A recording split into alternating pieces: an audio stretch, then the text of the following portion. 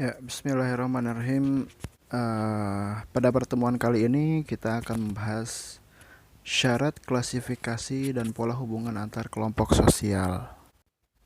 Kenapa suatu perkumpulan bisa disebut kelompok sosial? Apa aja syaratnya? Terus apa aja klasifikasi kelompok sosial itu? Lalu bagaimana pola hubungan antar kelompok sosial itu? Nah, itu yang akan kita bahas pada pertemuan kali ini ya. Silahkan diperhatikan baik-baik.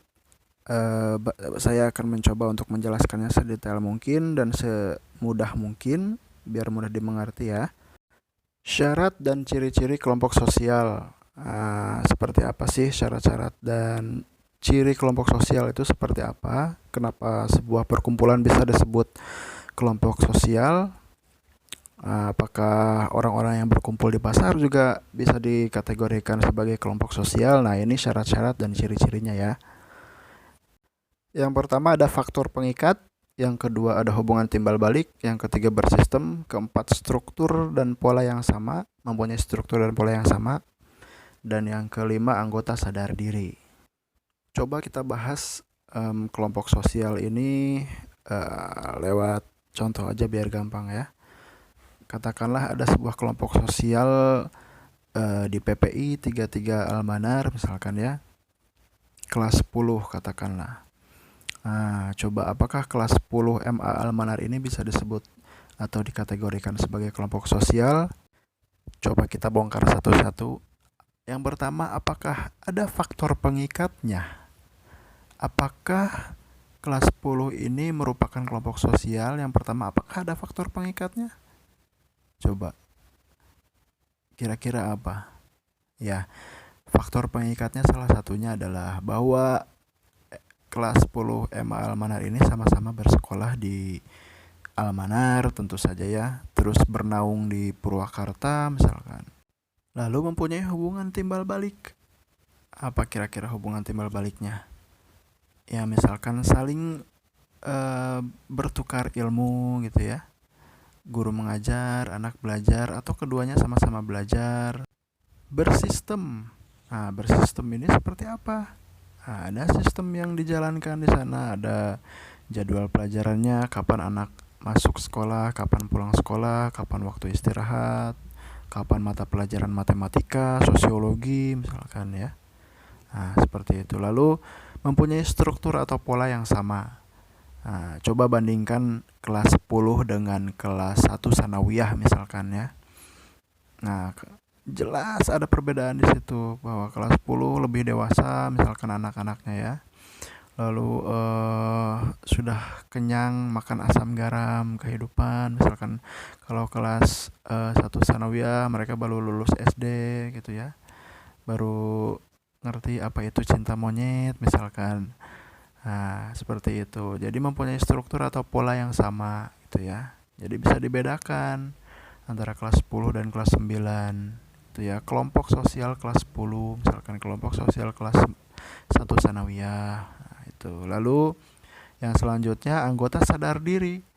Nah, mereka sadar diri gitu ya. Kalian sadar bahwa kalian ini kelas 10, kelas 9 sadar bahwa mereka kelas 9 gitu.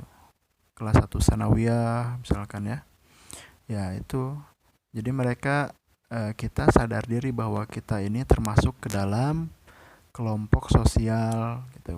Kelompok sosial kelas 10, kelas 9, misalkan kelas 8, kelas 11 itu. Itu contoh mudahnya. Selanjutnya klasifikasi kelompok sosial. Pertama menurut Emil Durkheim. Menurut Emil Durkheim bahwa kelompok sosial ini bisa diklasifikasikan ke dalam dua bagian. Yang pertama mekanik, yang kedua organik. Nah, apa sih itu mekanik? Mekanik ini ciri-cirinya adalah pertama belum ada pembagian kerja. Lalu kerjaannya ya sama gitu-gitu aja gitu ya. Lalu yang ketiga kesadaran kolektif dan tidak saling bergantung satu sama lain. Contohnya apa? Misalkan sebuah kelompok sosial para pedagang di Tanah Abang misalkan ya.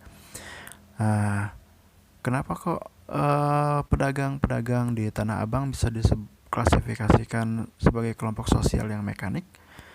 Karena yang pertama belum ada pembagian kerja, betul, belum ada pembagian kerja gitu ya. Misalkan satu toko dengan toko yang lainnya ya sama-sama dagang, tapi tidak saling bergantung sama satu sama lain gitu kan. Lalu kerjaannya sama ya dagang gitu, terus kesadarannya kolektif bahwa mereka sadar mereka adalah pedagang.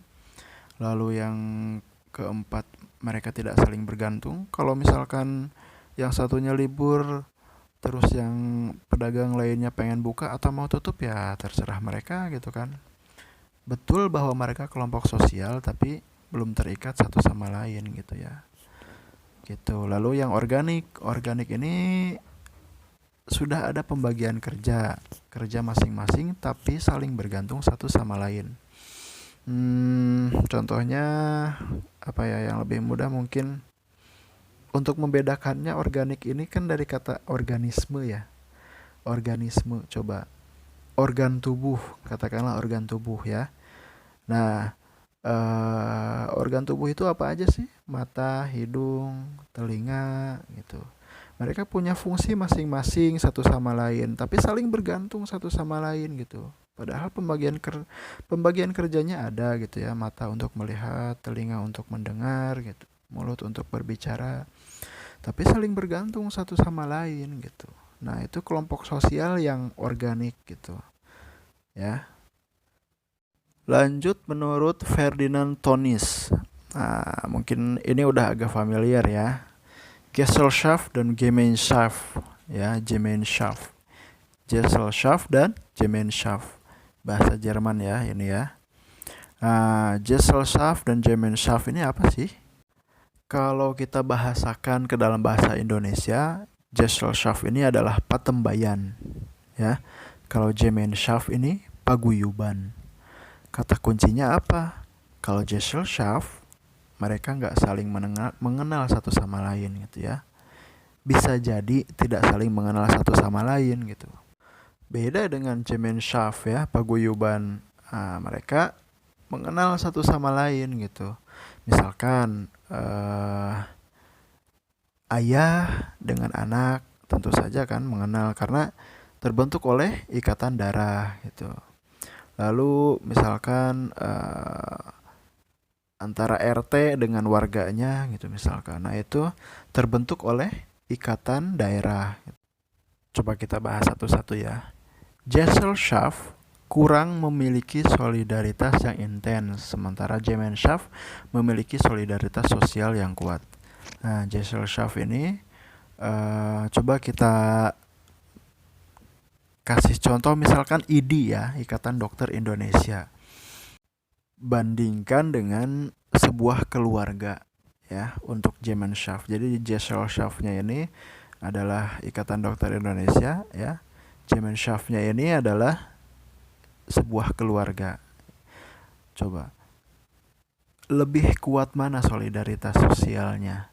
Tentu yang mempunyai ikatan keluarga lebih kuat gitu ya, karena setiap hari misalkan bertemu gitu, lalu saling mengenal satu sama lain, tahu karakteristik masing-masing gitu ya.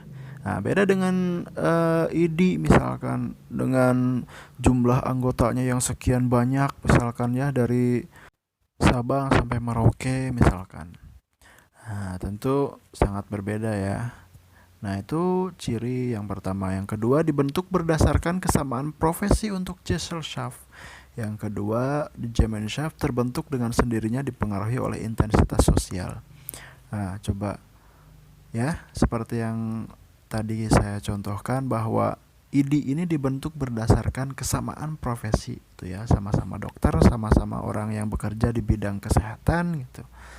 Nah, mereka terhubung ya hanya karena itu hanya pekerjaannya gitu, tapi intensitas sosialnya jauh lebih rendah dibandingkan dengan sebuah keluarga gitu ya, yang terbentuk dengan sendirinya ikatannya itu. Lalu terbentuk karena adanya kepentingan di Gesellschaft, sementara Gemeinschaftnya terbentuk dengan alamiah. Nah, kepentingannya apa sih ini? Fokusnya hanya di bidang kesehatan misalnya. Beda dengan keluarga gitu ya. Kalau keluarga terbentuk secara alamiah gitu ya, ya apa adanya aja gitu. Nah, lalu selanjutnya tidak memiliki ikatan emosional antar anggotanya untuk Gesellschaft. Sementara Gemeinschaft memiliki hubungan emosional ya. Nah, jelas di sini bahwa apakah misalkan salah satu anggota ID ini mereka saling mengenal backgroundnya gitu ya, keluarganya misalkan, daerahnya di mana, punya anak berapa gitu misalkan, atau misalkan umurnya berapa dan lain sebagainya gitu ya. Nah, mereka tidak memiliki ikatan emosional seperti halnya anggota keluarga gitu ya, yang sudah jelas bahwa anggota keluarga kalau misalkan anaknya sakit gitu ya, ibu atau ayahnya sakit, mereka saling mengurus satu sama lain gitu. Lalu misalkan kalau ada masalah, mereka curhatnya ke sana gitu ya. Lalu saling mendukung, saling suportif satu sama lain. Tentu mereka memiliki hubungan emosional yang lebih tinggi dibandingkan dengan ID ya yang seperti kita contohkan. Nah, sekarang gimana sih cara ngebedain Gesellschaft dan Gemeinschaft? Nah, biar lebih gampang, coba lihat kata-kata Gemeinschaft. Game tuh ya, permainan, satu permainan, teman satu permainan. Jadi saling mengenal satu sama lain. Itu aja sih ya, biar gampang. Nah, selanjutnya menurut Charles Horton Cooley. Nah, kalau dia mengklasifikasikan kelompok sosial berdasarkan primer dan sekunder. Ini sama sih, nggak jauh beda sama Gesellschaft dan Gemeinschaft tadi ya. Kalau primer saling mengenal, sekunder nggak saling mengenal, itu aja sih ya. Diingat aja itu. Lalu untuk menurut William Graham Sumner ya, dia mengklasifikasikan kelompok sosial berdasarkan in-group dan out-group. Kalau in-group, dia di dalam kelompoknya sendiri gitu ya. Kalau out-group, di luar kelompoknya. Jadi in-group kelompoknya sendiri dan out-group di luar kelompoknya. Ya, mudahnya sih misalkan anak-anak Almanar, misalkan ya. Anak-anak Almanar ini in-group gitu ya. In-group. Jadi ya misalkan kelas 10 dan kelas 11, kelas 12 ini masih sama-sama satu alma mater in group gitu ya. Nah, lalu out groupnya apa? Out groupnya misalkan SMA 1, SMA 2, SMA 3 dan lain sebagainya. Nah, itu sih ya biar mudah.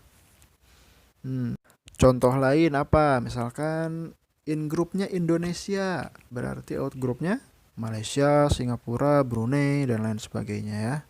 Nah, gitu. Lalu misalkan apa lagi? Skalanya lebih besar misalkan Asia, warga Asia. In grupnya warga Asia, berarti out grupnya warga Amerika. Misalkan terus warga Eropa, warga Afrika, warga Australia. Nah, itu. Lebih besar lagi misalkan in grupnya adalah bumi misalkan. Out grupnya berarti Mars, Jupiter, Merkurius, dan lain sebagainya gitu ya.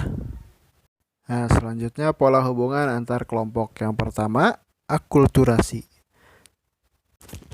Akulturasi itu apa? Nah, akulturasi ini adalah bergabungnya budaya baru dengan budaya lama, lalu berjalan secara beriringan. Nah, contohnya seperti apa? Misalkan bedug misalkan. Nah, bedug ini kan sebelumnya asalnya bukan dari Islam gitu ya. Lalu masuklah Islam ke Indonesia. Budaya bedug ini tetap dipakai gitu ya, tidak dihilangkan, bahkan ditambah atau diserasikan dengan azan gitu, kumandang azan. Jadi A plus B sama dengan AB gitu ya. Jadi bukan A plus B sama dengan C akulturasi ini. A plus B sama dengan AB gitu. Budaya baru tambah budaya lama sama dengan budaya baru dan lama gitu. Beda dengan asimilasi. Nanti akan kita bahas asimilasi ya. Nah, selanjutnya pola hubungan antara kelompok yang kedua adalah dominasi. Menurut William Kornblum, dominasi terdiri dari 5 jenis. Yang pertama yaitu genosida. Genosida ini pembunuhan massal. Misalkan Dulu Nazi ya, ada Nazi membantai kaum Yahudi misalkan. Nah, lalu yang kedua pengusiran. Persis seperti apa yang terjadi sekarang ini gitu ya, bahwa sekarang Israel sekarang kan sudah mengklaim bahwa ibu kotanya adalah Yerusalem gitu ya, bahwa padahal kan Yerusalem ini sebelumnya berada di negara Palestina gitu ya. Nah, ini salah satu contohnya. Lalu yang ketiga perbudakan. Perbudakan ini ya sama seperti penjejahan ya. Dulu kita dipaksa untuk kerja rodi gitu ya, membangun jalan kereta gitu kan, bekerja gila-gilaan pokoknya lah ya. Nah, itu namanya perbudakan. Lalu segregasi. Segregasi ini tingkatan kelompok ya. Kalau misalkan dulu isu rasisme kental dengan politik apartheidnya gitu ya, bahwa ras kulit putih ini lebih mulia dibandingkan ras kulit hitam misalkan. Nah, lalu ada asimilasi. Asimilasi ini sejenis dengan akulturasi, cuman bedanya kalau tadi akulturasi A plus B sama dengan AB, maka asimilasi ini A plus B sama dengan C gitu ya. Jadi berubah menjadi budaya yang benar-benar baru. Kalau saya contohkan misalkan seperti baju koko misalnya ya, budaya Betawi. Budaya Betawi kan sebenarnya baju koko ini kental dengan budaya Betawi ya. Nah, dulu baju koko ini kan aslinya dari Cina gitu ya. Lalu eh, kolaborasi dengan budaya Islam gitu ya, Arab gitu, bahwa memakai baju yang terbaik untuk ke masjid gitu ya. Nah, dirasa mungkin baju koko ini cocok gitu ya untuk dipakai beribadah gitu. Jadi budaya Cina plus budaya Arab sama dengan budaya Betawi. Nah, itu asimilasi. Jadi benar-benar baru sama sekali gitu ya. Dicampur kedua kebudayaan baru dan lama tadi menjadi sebuah budaya yang baru. Itu asimilasi. Lalu ada paternalisasi. Paternalisasi ini adalah dominasi kelompok pendatang, misalnya apa ya, kolonial gitu ya, VOC Belanda dan sebagainya. Mereka datang dari luar negara lain tapi justru malah mendominasi warga pribumi gitu ya, memperlakukan warga pribumi seenak mereka gitu ya. Itu sebuah dominasi dari pola hubungan antar kelompok gitu ya, kelompok pendatang dengan kelompok pribumi. Lalu ada integrasi. Kalau integrasi ini mengakui perbedaan baru kemudian membaur. Ya, kalau pluralisme itu masyarakat majemuk. Bedanya apa integrasi dan pluralisme misalkan ya? Coba bayangkan ada 4 kelompok yang beda gitu ya. Ada 4 kelompok yang berbeda. Kalau integrasi itu 4 kelompoknya disatukan. Kalau pluralisme 4 kelompok yang berbeda terpisah tapi sama-sama satu kesatuan masyarakat. Emang beda, beda. Pluralisme misalkan kemarin sempat viral tuh ya, apa di TVRI, yang itu yang anak-anak dari berbagai macam agama gitu ya, dari berbagai macam agama, Hindu, Buddha, Islam, Kristen, Katolik dan Protestan, Konghucu gitu ya, membacakan satu puisi yang sama gitu. Mereka dengan atribnya masing-masing gitu ya, tapi membacakan satu puisi yang sama gitu. Ya, mereka berbeda tapi tetap satu gitu ya. Kalau integrasi, 4 kelompok yang berbeda disatukan. Itu bedanya. Oke, itu tadi pola hubungan antar kelompok sosial terbagi kepada 5 bagian. Yang pertama 1 akulturasi, 2 dominasi, 3 paternalisasi, 4 integrasi, dan 5 pluralisme ya. Mudah-mudahan bisa dimengerti semuanya. Mudah-mudahan mudah difahami, mudah dicerna. Oke, itu aja ya.